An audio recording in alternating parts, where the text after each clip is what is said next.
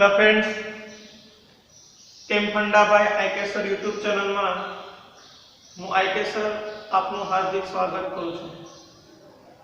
मित्रों, आज આપણે 11 સાયન્સના નવા ચેપ્ટરની શરૂઆત કરવા જઈ રહ્યા છીએ।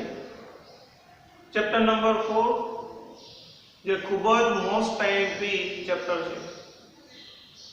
All competitive exam JEE NEET GUJCET and board examination also અને આ ફંડામેન્ટલ કેમિસ્ટ્રીનું એક મહત્વનું ચેપ્ટર છે જેના બેઝિક ફંડા તમને આગળ ઘણી જગ્યાએ કામ આવશે, ઉચ્ચતર અભ્યાસમાં પણ કામ આવશે। મિત્રો, આજના ટોપિકનું ચેપ્ટરનું ટાઇટલ છે રાસાયણિક બંધન અને આણ્વીય રચના, chemical bonding and molecular structure. तो मित्रों, केमिकल बॉन्डिंग और मोलेक्युलर स्ट्रक्चर रासायनिक बंधन माटे घणा बधा वैज्ञानिकोए नवा-नवा अणुओनी शोध थती हती। ते अणुओने शोधवा माटेना प्रयत्नो कर्या, कई रीते रासायनिक बंध बनशे अने रासायनिक बंध द्वारा नवा-नवा अणुओनी रचना वैज्ञानिको द्वारा करवामां आवी। અને આ રાસાયણિક બંધન માટે ઘણા બધા વૈજ્ઞાનિકો દ્વારા સિદ્ધાંતો આપવામાં આવ્યા, જેનાથી આપણે ઘણા બધા પ્રશ્નોના ઉકેલ મેળવી શકીએ છીએ। તો સૌપ્રથમ જોઈએ કે રાસાયણિક બંધન એટલે શું? What is the chemical bond? રાસાયણિક બંધન એટલે रासायनिक स्पीसीज में अणु परमाणु के आयन ने एक बीजा साथे जकड़ी राखता आकर्षण बल ने रासायनिक बंध कहेवाय। रासायनिक स्पीसीज में अणु परमाणु के आयन ने एक बीजा साथे जकड़ी राखता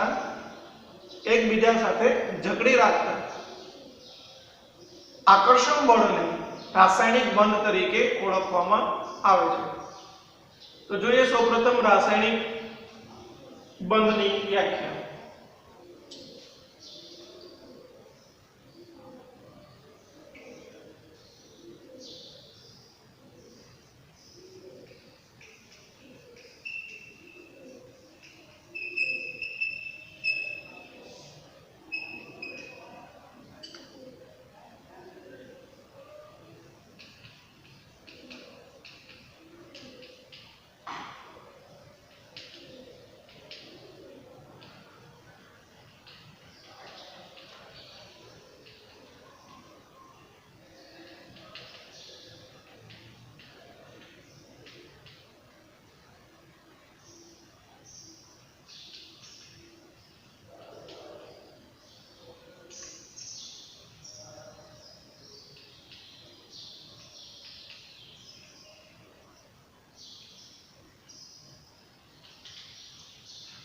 रासायनिक तत्वों में अणु परमाणु के आयन ने आकर्षण बल थी जकड़ी रखता बल ने रासायनिक बंध तरीके ओळखवामां आवे छे। अने मित्रों, आ रासायनिक बंध ने समजाववा माटे घणा बधा वैज्ञानिकोए जुदा जुदा प्रश्नोना उकेल माटे सिद्धांतो आप्या। आपणे प्रश्न थाय के शा माटे अमुक चोक्कस प्रकारना ज तत्वो अथवा अणुओ एकबीजा साथे रासायनिक बंध बनावी अने संयोजन बनावे छे? शा माटे अमुक तत्व ए अन्य तत्व साथे रासायनिक बंध बनावता नथी?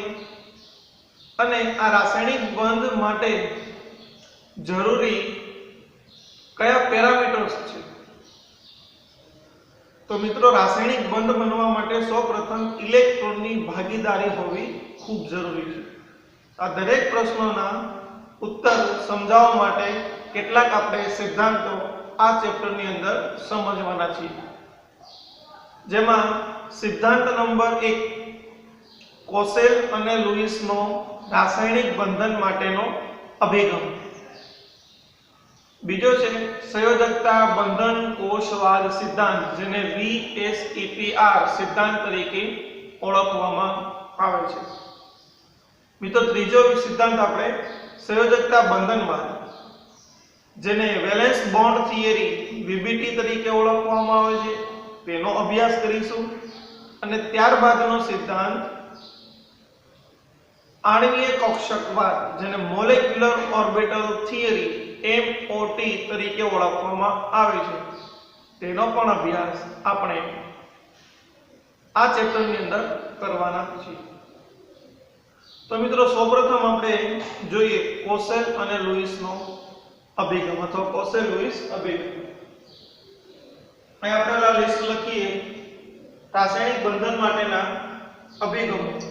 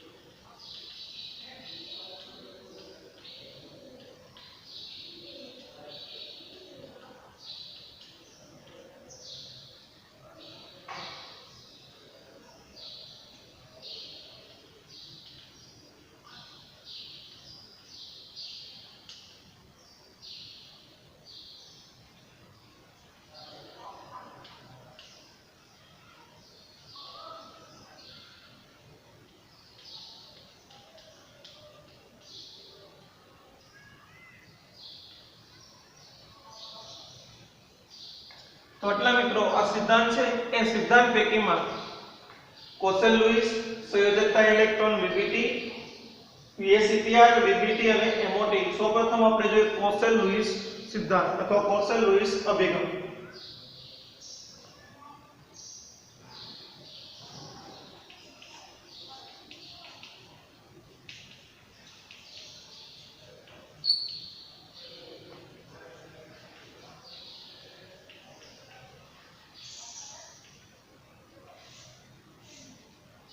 રાસાયણિક બંધન માટે કોસેલ અને લુઈસનો અભિગમ. સૌપ્રથમ લુઈસે રાસાયણિક બંધનના અભિગમ માટે અથવા રાસાયણિક બંધનને સમજાવવા માટે ઘણા બધા વૈજ્ઞાનિકોએ જુદા જુદા અભિગમો આપ્યા, પરંતુ 1916 ની અંદર કોસેલ અને લુઈસ વૈજ્ઞાનિકોએ રાસાયણિક બંધનને ખૂબ જ સરળ રીતે સમજાવ્યું. અને એના મત મુજબ 1916 માં કોસેલ અને લુઈસે એવું કીધું કે તેને પરમાણુને કર્નલ તરીકે સ્વીકાર્યો અને આ પરમાણુ કર્નલની અંદર બાહ્ય કોષમાં 8 ઇલેક્ટ્રોન સમાઈ શકે છે તેવું તેમણે કીધું. હવે આ બાહ્ય કોષ શું છે, ઇલેક્ટ્રોન કઈ રીતે સમાય, એની આપણે વાત જોઈએ. પરમાણુનું કર્નલ, આ સિદ્ધાંત 1916 માં સંતોષકારક સમજણ આપી. રાસાયણિક બંધનની સંતોષકારક સમજણ આ સિદ્ધાંતે 1916 માં આપી. અને એના મત મુજબ આપણે જોઈએ કે પરમાણુ એક કર્નલ છે. પરમાણુને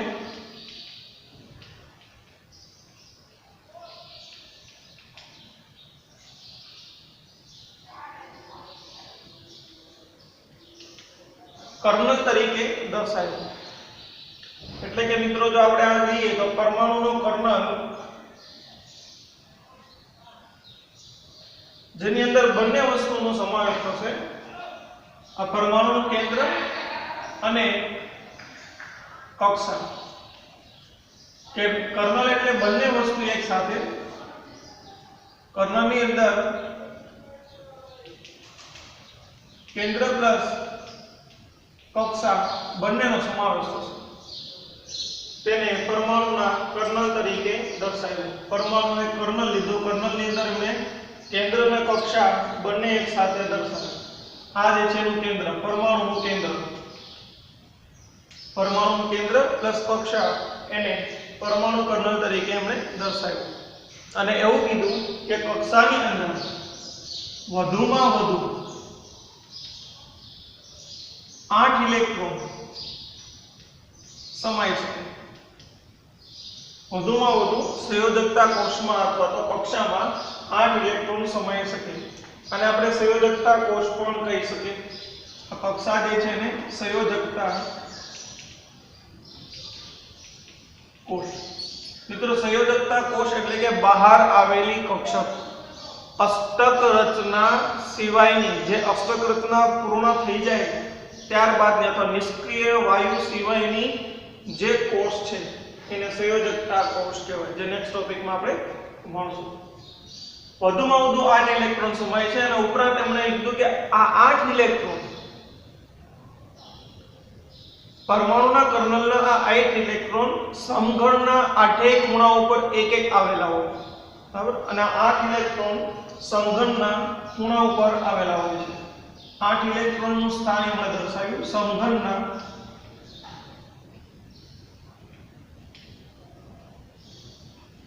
દરેક ખૂણા પર ગોઠવાય.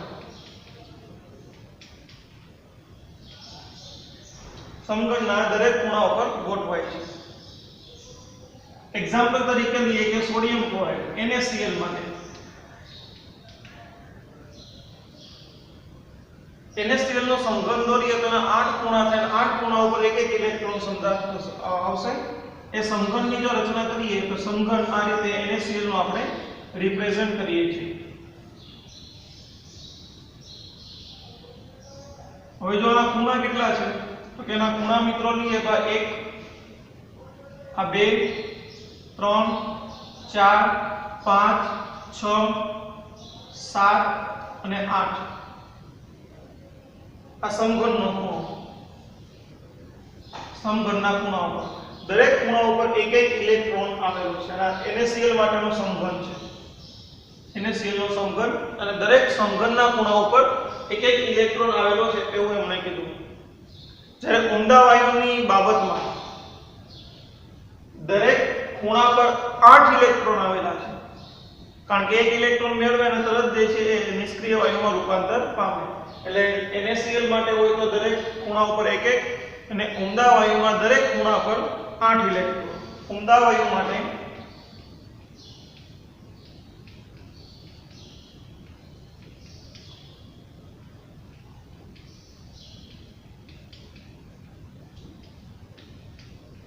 ઇલેક્ટ્રોન આવેલા હોય. અને આના લીધે અણુ અને પરમાણુની રચના એમણે દર્શાવી કે દરેક તત્વ ધન અને ઋણાયનમાં રૂપાંતર પામી અને ઇલેક્ટ્રોનની ભાગીદારી દ્વારા બંધની રચના કરે છે, બરાબર. અને સ્થાયી અષ્ટક રચના પ્રાપ્ત કરે. આના લીધે દરેક પરમાણુ ધન આયન અને ઋણ આયન જોડાઈ સ્થાયી અષ્ટક રચના પ્રાપ્ત કરે અને બંધની રચના થાય. આ જે છે એ સ્થાયી અષ્ટક રચના, સ્થાયી અષ્ટક અને બંધ રચના. સ્થાયી અષ્ટક રચના પ્રાપ્ત કરશે અને બંધની રચના પ્રાપ્ત કરે તેવું તેમણે લુઈસે કીધું. અન્ય તત્વોની જો વાત આપણે કરીએ, એક્ઝામ્પલ લઈએ તો ડાયહાઇડ્રોજન વચ્ચેનો બંધ હોય H2, તો H2 ની અંદર હાઇડ્રોજન અને હાઇડ્રોજન વચ્ચેનો બંધ હોય. Cl2 લો તો ક્લોરીન અને ક્લોરીન વચ્ચે અષ્ટક રચનાથી બંધ બનતો હોય. O2 લો તો ઓક્સિજન વચ્ચે પણ આવી અષ્ટક રચનાથી બંધની રચના થાય. નાઇટ્રોજન લો તો નાઇટ્રોજન વચ્ચે પણ સ્થાયી અષ્ટક રચનાથી બંધની રચના થશે. એટલે કે બંધ રચના માટે પરમાણુઓની સ્થાયી અષ્ટક રચના થવી જરૂરી છે. અષ્ટક એટલે કે 8 ઇલેક્ટ્રોન, અને 8 ઇલેક્ટ્રોન એ નિષ્ક્રિય ઊંડા વાયુ જેવી ઇલેક્ટ્રોન રચના ધરાવે છે, જે ખૂબ જ સ્થાયી ઇલેક્ટ્રોન રચના છે. તો મિત્રો વિડિયો પોઝ કરીને તમે બોર્ડ નોટને નોંધી લો. આગળ આપણે અભ્યાસ કરીએ કોસેલ અને લુઈસનો અભિગમ, અને એ અભિગમ દ્વારા કઈ રીતે પરમાણુ રચના બને છે તે.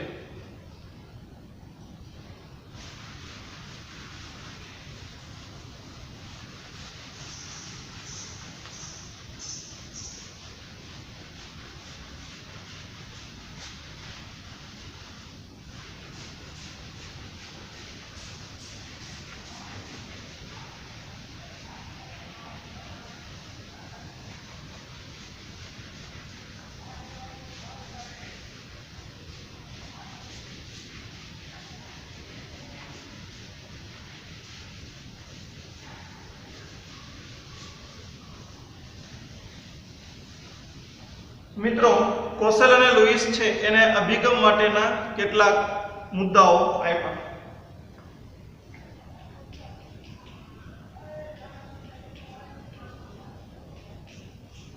કોસેલ લુઈસ અભિગમના મુદ્દાઓ.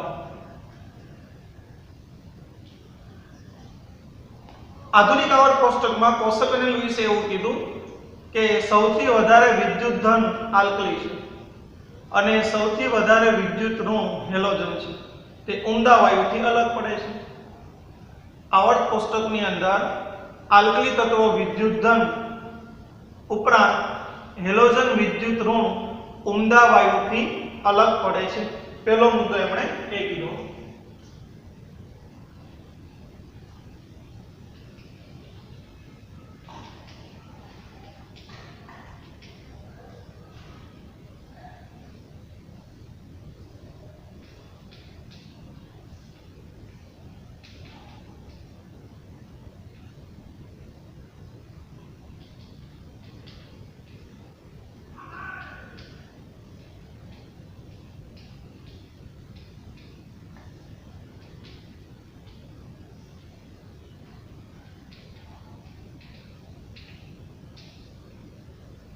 હવે પ્રશ્ન એ થાય કે શા માટે હેલોજન વિદ્યુત ઋણ અને આલ્કલી વિદ્યુત ધન તત્વો છે? તો તેના માટે આપણે બીજા નેક્સ્ટ ટોપિકમાં એના પછી કહી શકીએ કે આ અલગ પડતા તત્વો જે છે પરમાણુમાંથી ઋણ આયન બનવું, બરાબર, અને ધન આયન બનવું કઈ રીતે બનશે. આલ્કલી તત્વો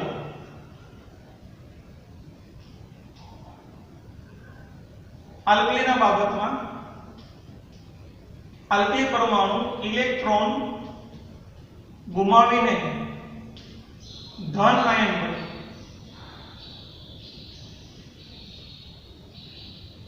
ધન આયન બને છે. જ્યારે હેલોજન ઇલેક્ટ્રોન મેળવીને ઋણ આયન. અને આપણે હેલોજન અને આલ્કલીનો કહ્યું હોય તો વિદ્યુત ધન અને વિદ્યુત ઋણ એવું કહી શકાય. આના સિવાયના બીજા વિદ્યુત ધન તત્વો હોય તે અને વિદ્યુત ઋણ તત્વો હોય તે ઇલેક્ટ્રોન ગુમાવીને ધન આયન બને અને હેલોજન ઇલેક્ટ્રોન મેળવીને ઋણ આયન બનશે. હેલોજન વિદ્યુત ઋણ આયન બને છે અને આ બંને આયનો જે છે એ ધન અને ઋણ આયનો, ધન આયન પ્લસ ઋણ આયન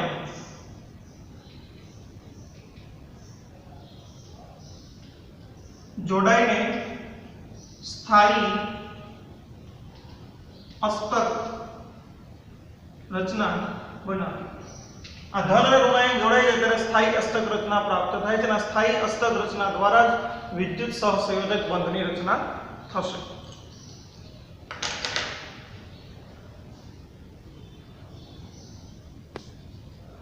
મિત્રો આ ધન અને ઋણ આયનો જોડાય અને સ્થિર વિદ્યુતિક આકર્ષણ બળથી સ્થાયી સંયોજન બનાવે છે. ધન અને ઋણ આયનો સ્થિર વિદ્યુતિક આકર્ષણ બળથી જોડાય સ્થાયી બંધમાં નિર્માણ પામે છે. જોઈએ તેના માટેના એક્ઝામ્પલ. એક્ઝામ્પલ નંબર 1,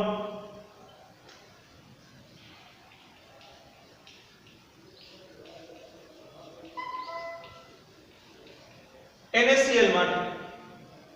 મિત્રો NaCl ના એક્ઝામ્પલની જો વાત કરવામાં આવે તો સોડિયમ પરમાણુ, તેનો પરમાણુ ક્રમાંક 11 છે.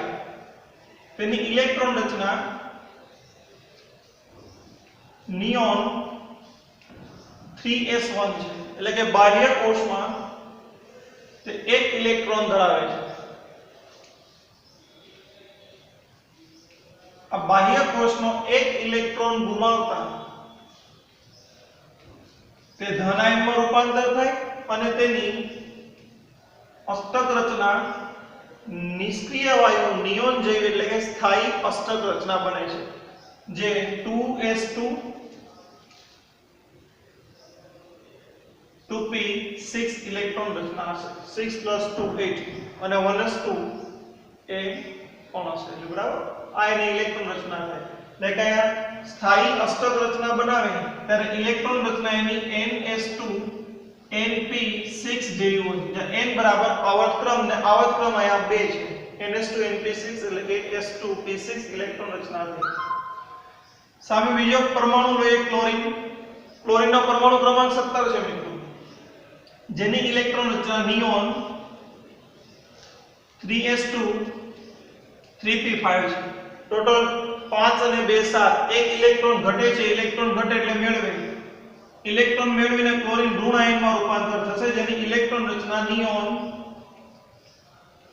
3s2 3p6 અથવા તો આર્ગોન જેવી સ્થાયી અષ્ટક રચના પ્રાપ્ત કરશે આ ઋણ આયન બન્યો આ ધન આયન બન્યો એટલે કે આલ્કલી તત્વ ઇલેક્ટ્રોન ગુમાવીને ધન આયન બરાબર અને હેલોજન ઇલેક્ટ્રોન મેળવીને ઋણ આયન બંને ધન અને ઋણ જોડાય અને સ્થાયી અષ્ટક રચનામાં રૂપાંતર પામશે સોડિયમ ધન આયન પ્લસ ક્લોરીન ઋણ આયન સંયોજન બનશે Na+ અને Cl- અથવા તો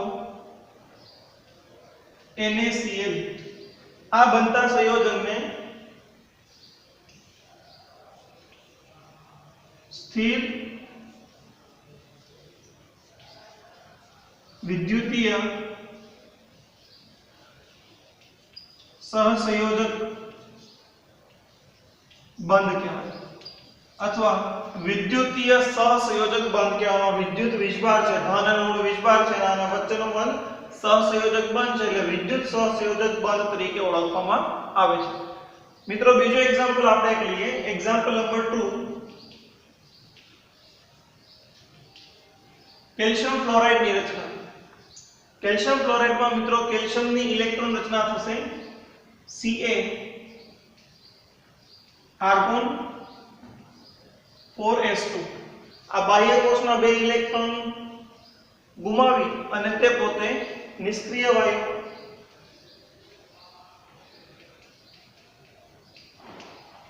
આર્ગોન જેવી ઇલેક્ટ્રોન રચના પ્રાપ્ત કરશે એટલે કે માત્ર ઇલેક્ટ્રોન રચના થઈ આર્ગોન જે સ્થાયી ઇલેક્ટ્રોન રચના છે જ્યારે ફ્લોરીન બીજો પરમાણુ કોણ છે તેની સાથે ફ્લોરીન છે એ ફ્લોરીન પરમાણુ ક્રમાંક એનો 9 છે ઇલેક્ટ્રોન રચના જોઈએ તો હિલિયમ